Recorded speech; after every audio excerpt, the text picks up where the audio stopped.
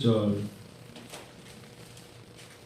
골로새서 3장, 에베소, 빌립보, 골로새서요. 3장 12절부터 17절 앞에 있죠. 여러분 같이 읽으실까요? 그러므로 너희는 하나님이 택하사 거룩하고 사랑받는 자처럼 긍휼과 자비와 겸손과 온유와 오래 참음을 옷 입고 누가 누구에게 불만이 있거든 서로 용납하여 피차 용서하되 주께서 너희를 용서한 것 같이 너희도 그리하고 이 모든 것 위에 사랑을 더하라. 이는 온전하게 매는 띠니라. 그리스도의 평강이 너희 마음을 주장하게 하라. 너희는 평강을 위하여 한 몸으로 부르심을 받았나니 너희는 또한 감사하는 자가 되라. 그리스도의 말씀이 너희 속에 풍성히 거하여 모든 지혜로 피차 가르치며 권면하고 시와 찬송과 신령한 노래를 부르며 감사하는 마음으로 하나님을 찬양하고 또 무엇을 하는지 말에나 일에나 다 주 예수의 이름으로 하고 그를 힘입어 하나님 아버지께 감사하라. 아멘. 이 말씀이 이번 한 주 제 귓가에 남아있어요. 골로새서 3장 12절부터 17절은 너무나 많은 설교와 많은 사람들이 이미 하나님의 말씀으로 교훈을 줬고 또 진리의 말씀을 우리가 가득 찼기 때문에 강해를 한다는 것은 너무나 깊죠. 그런데 말씀을 10번 이상 읽어도 그 말씀으로 아멘하는 순간 하나님의 음성이 들려질 줄 믿습니다. 하나님이 택하사 거룩하고 사랑받는 자처럼 하나님의 사랑을 받는 사람들, 하나님의 사랑을 받는 사람들처럼 어제 결혼식을 마치고 거기 안내하는 사람이 장갑, 신장갑을 갖다 주고 주례 선생님은 꽃을 다셔야 돼요 하면서 제가 어제 이 양복을 안 입었거든요. 거기 이 꽃을 달아줬는데 하루가 지나면 꽃이 시들잖아요. 그래서 제가 그냥 버리기 전에 너무 예뻐서 양복을 갈아입고 이 꽃을 가슴에 달았어요. 아마 오늘 지나고 나면 이 꽃이 분명히 시들 겁니다. 그렇죠? 그런데 이 꽃을 달면서 마음속에 어제 제가 주례사에서 하지 못했던 이야기를 제가 어제 글로 보냈거든요. 딱 A4 용지로 2줄. 제가 어제 두 사람에게 주례식에서 해야 되는데 못했던 2줄을 글로 보냈어요. 다시 한번 지금 온라인으로 예배를 드릴 수 있으니까 제 설교 중에 어제 주례사에 빠뜨린 게 A4 용지 첫째 줄은 주일 성수 잘하기를 부탁합니다. 첫 번째 줄이었어요. 주례사에 제가 어제 주례사 3분 50분 정도 된 것 같은데 4분 정도 읽은 연습에는 제가 4분이 안 걸리게 연습으로 읽었었거든요. 근데 정말 하고 싶은 이야기는 맨 끝에 A4 용지 2줄이었어요. 새로운 가정을 이루는 신랑과 신부에게 다른 건 못해도 정말 다른 건 놓쳐도 주일 성수 놓치면 하나님의 복이 없어요. 성도 여러분, 주일 성수를 못한다는 건 하나님이 입을 벌려서 채우리라는 것을 입을 닫고 버리겠다는 거예요. 그래서 하나님은 안식일을 거룩하게 지키라고 하신 거예요. 그거는 정말 강조해도 지나치지 않는 거예요.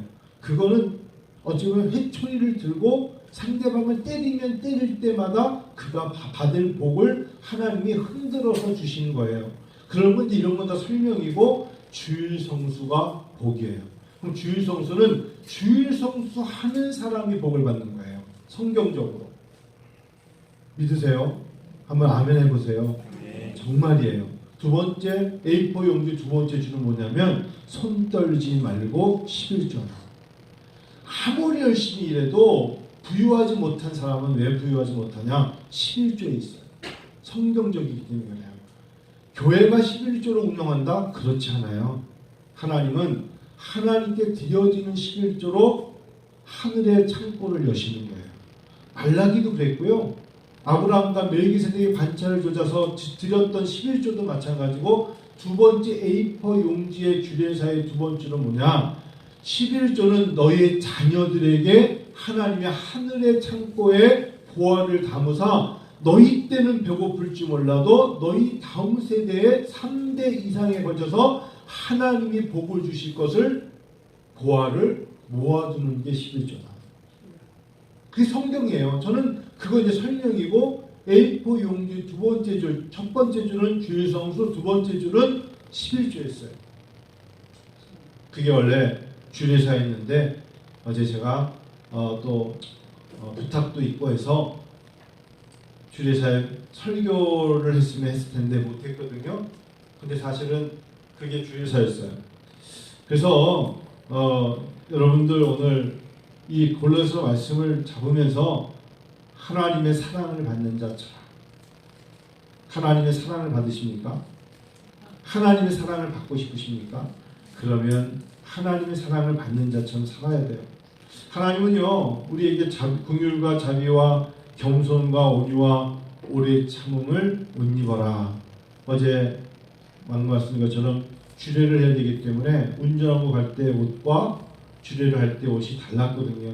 그래서 주례를 할 때는 구두도 달랐고 또 이렇게 예식에 맞는 옷을 입고 손에는 또 흰 장갑을 끼지 않았습니까? 하나님 우리에게 주시는 옷이 뭐냐면 긍휼, 자비, 겸손, 온유, 오래 참음이에요.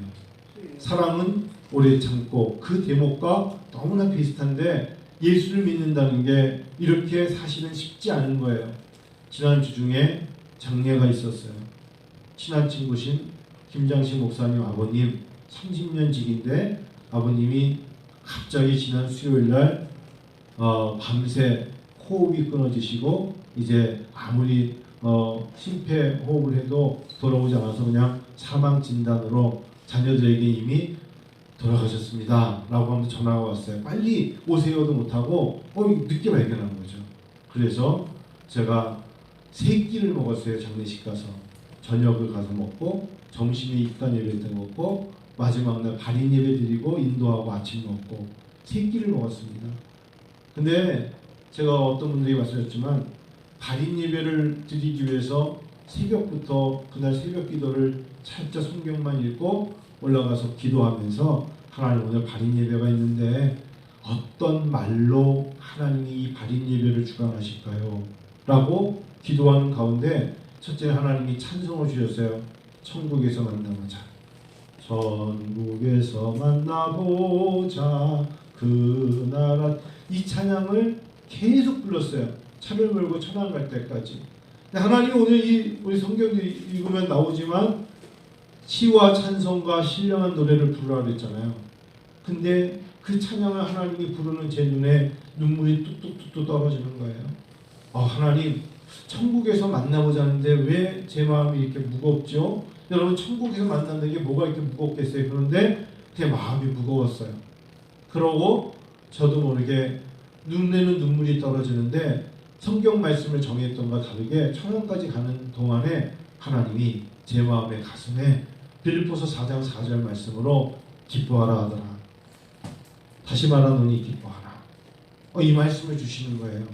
그래서 발인 예배를 드리는데 가족들, 손자, 손녀들 다 앉아있는 데서 그 이야기를 그대로 하면서 이제 할아버지, 아버님 발인을 합니다. 오늘이 이제 장례의 마지막 날인데 가족분들 7시 40분인데 모여서 예배를 드립니다. 피곤하셨죠? 근데 빌립보서 4장 4절을 읽으면서 오늘 하나님 앞에 제가 감히 성경을 읽다가 충돌이 생겼습니다. 하나님 제가 이렇게 고백했어요.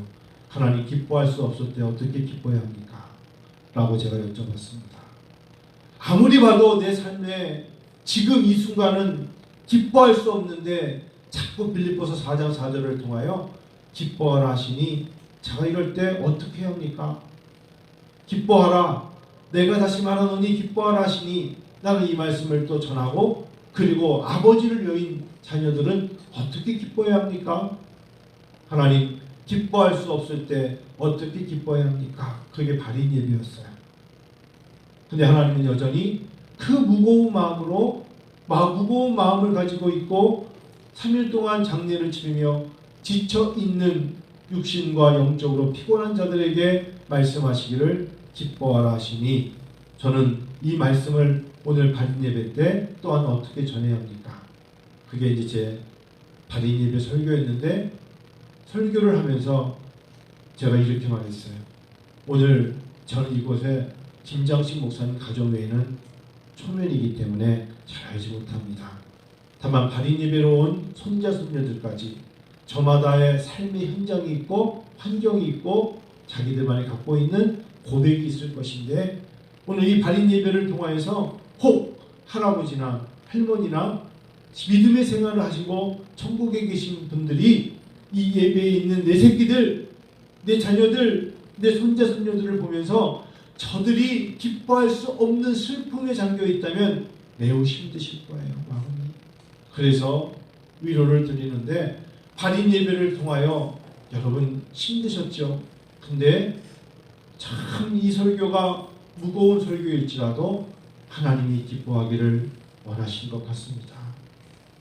하나님이 우리를 통하여 기뻐하라 하는 마음을 주시고, 이 장례 예배를 마무리하면서 여러분 마음속에 깊은 상처, 아픔, 고백할 수 없는, 정말 남들에게 공개하고 싶지 않은 나만의 아픔을 푸시면서 갔으면 좋겠어요.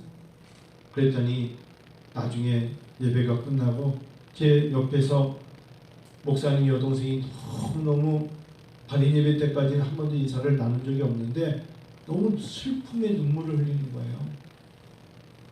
그러나 아버지를 잃은 슬픔이 너무나 크신가 보다 생각하고 그냥 말을 못 걸고, 너무 그 눈물이 우리가 아버지를 여였을 때 그 눈물의 농도라 해야 됩니까? 깊이보다 무엇인가 이 가슴을 쥐어짜는 듯한 눈물이 나오는 거예요, 예수 믿는 사람에게. 그래서 나중에 여쭤봤어요. 그분이 목사님, 내 여동생이야. 그러세요? 근데 스쳐 지나가는 게 작년에 대학을 다니던 딸이 작년에 죽었거든요, 병으로. 그러니까 이제 이야기를 들으면서 아버지 장례 때문에 아픔도 있지만 자기 딸을 먼저 또 세상을 보냈던 엄마의 마음으로 와서 이 말씀을, 하나님이 기뻐하라는 그 말씀을 들을 때 얼마나 충격이 심했을까, 얼마나 심했을까. 기뻐할 수 없을 때 기뻐한다는 게 얼마나 힘들었을까. 여러분, 내가 입고 싶지 않은 옷을 입고 무도회장이든 어느 곳이든 내가 방문해야 된다면 이 또한 얼마나 힘든 거겠어요. 하나님 오늘 우리에게 이런 말씀을 주시는 거, 여러분 온유와 오래 참음의 옷을 입으라 하셨어요. 그러면서 누가 누구에게 사람 간의 불만이 있거든 서로 용납하라. 사람과 사람에게 불만이 있거든 서로 용납하라 하시네요. 어려운 하나님의 요청이신 것 같아요. 나는 전능자야. 그런데 이 땅을 살아가면서 거룩하고 사랑을 받은 자녀들아, 혹시나 너희들에게 용서할 수 없다고 말하는 일이 있거나 사람이 있으면 어떻게 하라? 피차 잊어버리고 용서해야 네가 너의 영혼이 소생되고 회복될 수 있다는 거예요. 주께서 너희를 용서하신 것 같이 너희도 그리하고 오히려 이 모든 것 위에 사랑을 더하라. 이 모든 것 위에 사랑을 더하라. 차가운 곳에 차가움을, 냉랭한 가슴을 따뜻하게 만들어줄 수 있는 단어, 이기주라는 사람이 썼던 사랑의 온도처럼 따뜻하게 만들 수 있는 사람의 마음, 사람이 죽지 않은 한 사람이 냉랭해질 수 없는데 적정한 온도를 유지해야 되는데, 나도 모르게 내가 너무 냉혹한 현실에 냉랭해진 뱀처럼 싸늘해진 내 모습을 따뜻하게 해줄 수 있는 건 딱 하나, 이 모든 것 위에 사랑을 더하라. 성도 여러분, 하나님의 사랑이 여러분과 저에게 이 모든 것 위에 사랑을 더하기를 원하시는데, 이것만이 온전하게 매는 띠라 말씀하십니다. 이 모든 것 위에 사랑을 더하라. 이 모든 것 위에 사랑을 더하라. 그래서 먼저는 말에나 일에나 예수의 이름으로 감사를 했을 때, 오늘 바울 사도가 말에 감사가 있기를 원하는 거예요. 사람의 감정은 말로 나오거든요. 힘들면 힘들다는 말이 나오고, 지치면 지침의 말이 나오고, 화가 나면 화의 걸맞지 않게끔 또한 욕이 나오고 불만이 나오고, 그래서 예수의 이름으로 말에 감사가 나오라 했는데, 이 얼마나 한번 뱉어버리면 담기 힘든 것이 언어 아닙니까? 그래서 하나님은 말에나 일에나 예수의 이름 안에서 감사를 하셨기 때문에 이제 2022년 이 코로나19의 어려운 상황 속에서 하나님이 우리에게 요구하시는 건 뭐냐면, 이제부터 말해라. 그 어떤 일에 예수의 이름을 가지고 사는 자들아 감사하기를 원하시는 거예요. 언어가 뭘까요? 말이 뭘까요? 제가 미국에서 공부할 때 정말 어려웠던 책 한 권이 있어서 제가 이 책만 생각하면 힘들어요. 닥터 샤낫이라는 이 법대 교수가 한 과목을 가르쳤는데, 저는 그 강의를 한 학기 들으면서 지금도 그 사람이 왜 이 사람 하나 이 책 한 권을 갖고 강의하면서 나를 이렇게 힘들게 했지? 그게 장자크 루소의 언어의 기원이었어요. 그걸 여러분이 영어를 읽어보세요. 난 뭔 소리인지 아무리 들어도 왜 장자크 루소가 갑자기 음악은 무엇이냐고 물어봐요. 언어 속에서 음악이 무엇이냐고 물어보는 게 시작이에요. 장자크 루소의 언어의 기원에. 그리고 자음과 모음, 그 사람의 감정을 통해서 언어가 나온다, 그런 이야기를 하는데, 사실상 언어는 하나님이 주신 거거든요. 그러니까 사실상 목사가 이야기하기는 너무나 어려웠던 책이, 저는 장자크, 이 프랑스 사람들은 전 니체와 마찬가지로 너무 섬세해요. 제가 싫어하는 단어가 섬세함이거든요. 좀 대충함, 좀 크게감, 좀 넓게감 이런 거고, 근데 너무 섬세하니까 섬세한 건 아름답잖아요. 그런데 그래서 이 장자크 루소의 글을 읽으면 그 단어 하나하나를 분석해야 되는 입장이 있기 때문에 영어가 딸린 저에게는 너무나 힘들었었거든요. 장자크 루소가 사실은 교육학자이지만 음악가이고 음악평론가였잖아요. 이 루소의 이야기는 이런 거예요. 인간이 가지고 있는 신체적 조건은, 그 신체적 조건, 그것이 뭐 손짓이든 또는 어떤 몸으로 하는 제스처든 자기의 감정, 그거를 정념이라는데, 그것을 자기의 감정을 표현하려고 애쓰는데 가장 빠른 것이 언어라는 거죠. 그게 이제 언어의 기원이죠. 그런데 언어가 아니더라도 제스처를 통해서, 손짓을 통해서도, 고개를 끄덕함으로써도 알릴 수는 있지만 보편적인 것이 언어다. 거기에는 시각적인 언어와 청각적인 목소리가 나눠진다, 뭐 이런 건데, 저는 여러분 그런 것도 중요하지만 하나님이 우리에게 언어의 기원 중의 기원은 하나님 우리에게 말씀을 주신 거예요. 그래서 언어의 기원은 장자크 루소가 말한 것과 다르게, 저는 언어의 기원은 뭐냐? 하나님과 그의 백성의 소통, 커뮤니케이션. 하나님은 말씀하시고 우리는 듣는 거예요. 예를 들면 창세기 12장에 하나님은 아브라함을 부르셨고, 아브라함은 하나님의 뜻을 쫓아 말씀을 따라 그가 하란으로 떠나는, 하나님은 말씀하시고 듣는 자는 행동으로 옮기는 거예요. 이사야 6장 8절에 누가 우리를 위하여 갈고 했을 때 이사야가 내가 여기 있나이다, 나를 보내소서, 이렇게 말하는 거예요. 여러분 잘 아시는 창세기 22장에 하나님이 아브라함을 시험하실 때 아브라함아 불렀을 때 아브라함이 내가 여기 있나이다 답함과 같이, 사실은 언어의 소통에 하나님을 주신 건 하나님과 나와의 대화예요. 여러분 하나님이 나에게 언어를 주셨어요. 여러분에게 주신 하나님은 그 언어를 통하여 하나님과 내가 대화하기를 원하시는 거예요. 소통을 통하여 하나님은 용서의 언어, 온유함의 언어, 사랑을 더하라 하신 사랑의 언어, 특별히 자비와 긍휼의 언어를 우리에게 이미 주셨죠. 그리고 그것으로 띠를 맺어라, 띠를 매라, 매는 띠라 하심을 바로 사랑에 있는 그 언어를 통하여 주시는 거죠. 그래서 우리는 진정한 언어는 하나님과 우리와의 소통이 바로 가장 중요한 기능이요 본질이 아니겠는가 생각을 합니다. 두 번째, 하나님 우리에게 주신 이 언어에는 창조적인 게 있어요. 그걸 창조적이라는 것은 비전이라고도 할 수 있는데, 하나님과 대화를 하다 보면 나도 모르게 하나님이 주신 놀라운 방언도 있고 예언도 있고 통변도 있듯이 하나님이 우리에게 주신 것들은 깨달음이 있으면 그 깨달음을 가지고 하나님을 섬길 수가 있어요. 성경 여러분 한번 보시면 좋겠는 게 우리 고린도에 보면 고린도 말씀을 보면 그런 말씀이 있어요. 고린도 여러분 한번 성경 한번 보실래요? 고린도전서 14장을 보시면 고린도전서 바로 앞에 있으니까 성경 고린도전서 14장 바울이 은사에 대한 거예요. 은사라는 것은 고린도전서에는 나오는 은사가 9개 나오는데 특별히 언어적인 거, 예언과 통변과 방언이 나오고 믿음과 지식과 지혜가 나오고 영분별과 병고침과 영적 행함 이런 것들이 나오거든요.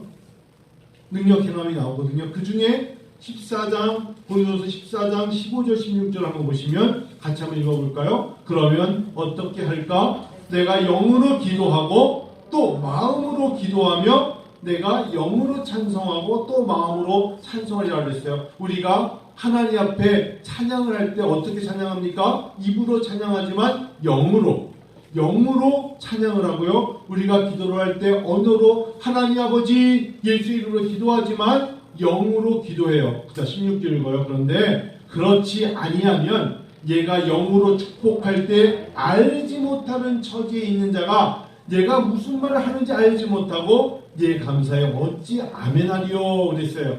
깨닫지 못하고 하나님 앞에 영으로 기도하고 영으로 찬양하고 우리가 영적인 성령 안에서의 소통이 성령 에서의 내주 충만함으로 성령의 인도하심이 없으면 어떻게 아멘합니까?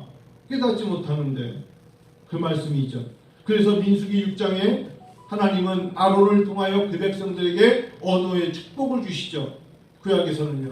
그리고 고린도 후서 13장 13절이 예배를 끝날 때 항상 하나님은 있을지어다 하시면서 축도로 예배를 마무리하시는 언어를 통하여 하나님은 소통하시는 것입니다. 여러분은 언어로 서로 간에 목사가 손을 들고 축도하지는 않지만 언어로 서로를 축복 기도해 주시기를 축원합니다. 언어로 축복해 주셔야 돼요. 언어 때문에 사람이 언덕에서 뒹굴고 아픔을 겪어야 되는 몸부림을 칠 수도 있게 만드는 게 언어고요. 반대로 저 밑에서 저 언덕을 향하여 땀을 흘리며 올라가는 힘을 얻는 것도 언어일 수 있는 거잖아요. 해봐요. 할 수 있어요. 하나님이 당신의 도움자이시며 에베네스의 하나님이시니까 하나님의 축복이 있습니다. 그 말을 믿고 산을 오를 수도 있고 반면에 산에서 좌절감을 가지고 뒹굴어 떠 내려갈 수도 있는 것이 언어에 있잖아요. 성도 여러분, 그 에어컨 꺼주시면 추운가? 저는 여러분들이 하나님 앞에 교회를 위한 축복의 기도와 담임 목사와 가정과 교육자를 위한 축복의 기도를 하나님께 드리면 하나님이 매우 좋아하실 거예요. 저는 새벽마다 성도님들 한 사람 한 사람을 놓고 막 기도하면서 지난주에 만약 한 분이 교회를 아무 말 없이 못 나오면 한 주 동안 기도하면서 기다려요. 절대 무관심하지 않아요. 한 주가 지날도록 기다리면서 기도하죠. 그게 하나님 앞에 기도의 제목이 되는 것입니다. 하나님 우리에게 하나님은 초월적인 분이에요. 우리가 예수의 이름으로 구하고 하나님 안에서 축복 기도를 해주면 하나님은 그 축복의 모든 근원이 되시기 때문에 우리는 말하는 것 같아도 하나님 그 말에 하나님은 하나님이 영을 부으사 감사의 기도가 나오도록 하심을 잊지 않으시기를 바랍니다. 마지막으로 한번 골로새서를 3장을 15절부터 한번 보면 한번 15절 볼까요? 골로새서 한번 15절 16절 읽을까요?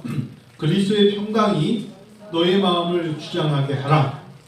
너희는 평강을 위하여 한 몸으로 부르심을 받았나니 너희는 또한 감사하는 자가 되라. 집안에 몸이 많이 불편하신 분이 있으면 가족들이 다 힘들어하죠. 그렇죠?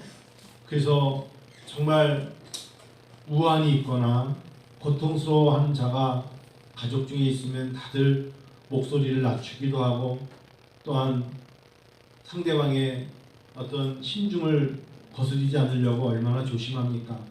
그래서 우리 예수 그리스도의 평강이 어떤 환경 속에서도 더 위에 있고 깊게 있고 모든 걸 덮어줄 수 있기 때문에 그리스도의 평강이 너희 마음을 주장하게 하셔야 돼요.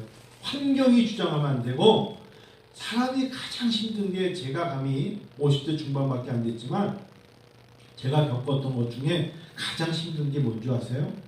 나와의 싸움이었어요. 어떤 사람이 아니고 환경이 아니었어요. 한 15년 전 제가 개척을 시작할 때 한국에 막 왔을 때 40대 초반이었을 때 한 40대 때 박사학위 받은 게 너무너무 화가 난 거예요.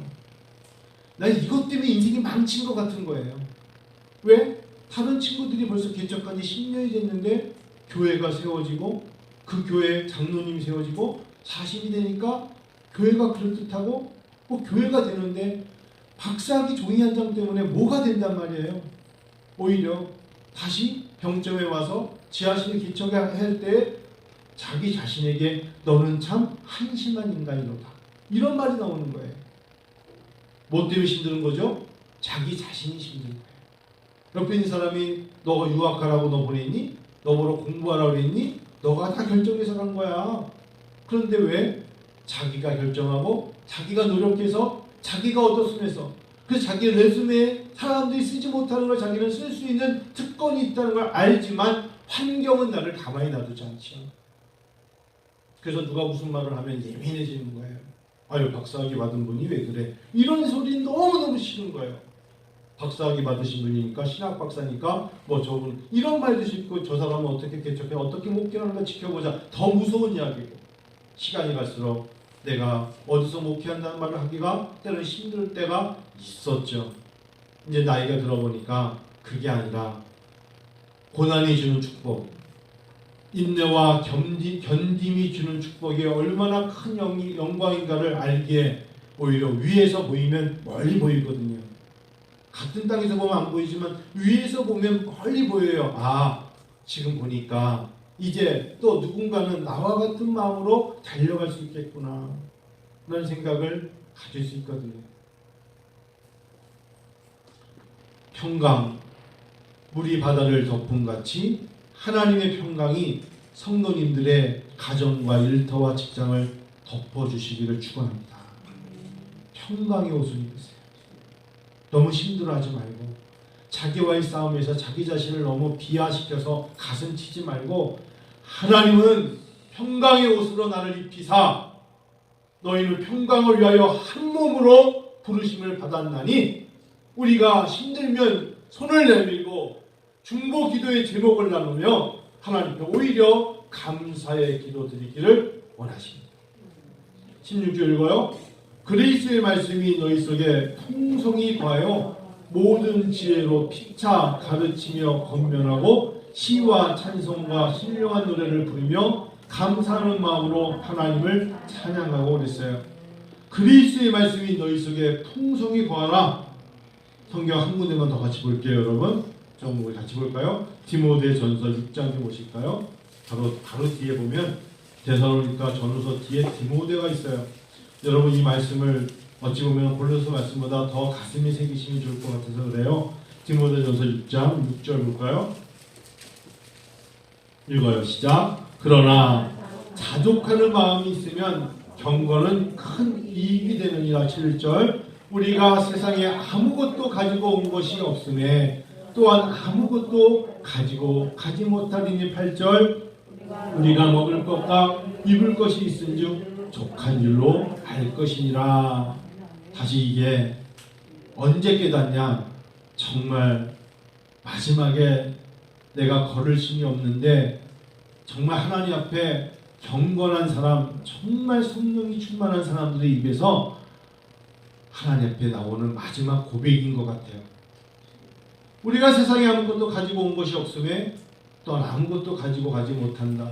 젊은 날에 책을 수천 권 읽고 40대 때 불혹의 나이에 지혜롭다 일컬음을 받고 사람들을 가르치는 자가 되고 50대 때 제자를 삼고 60대 한갑 때에 사람들에게 뒷짐을 지고 어른 역할을 해도 어느 날 되면 요양원에 누워있는 분들이 그 모든 지식을 아무것도 쓰지 못해요. 자기가 살아오면서 가지고 있는 모든 재물이 있어도 걸을 힘이 없으면 그것은 내 것이 아닌 것이 되죠. 디모데가 목회 말년에 이 말씀을 쓰면서 이게 목회 서신의 마지막인데 바울이 디모데에게 말씀하신 바울의 마지막 목회 서신을 디모데에게 주면서 세상에 아무것도 가지고 온 것이 없으면 아무것도 가지고 가지 못할 것이야. 우리가 먹을 것과 입을 것이 있은즉 족한 줄로 알라. 이것이 진정한 경건이요 진정한 감사라. 황금의 혀를 가진 성자 세계적인 설교가가 우리가 크리소스톰이라는 사람을 이야기했어요. 이 사람은 당대 최고의 설교가, 요즘 말하는 마틴 로이드 존스 같은 사람들, 스펄전 목사님 이런 분들이었는데 그분이 마지막에 쓴 책이 있죠. 감사하는 사람은 축복의 열쇠를 쥔 사람입니다. 결국은 모든 것보다 감사하는 사람은 축복의 열쇠를 쥐었다. 그 열쇠를 열면 그 안에 많은 게 나오잖아요.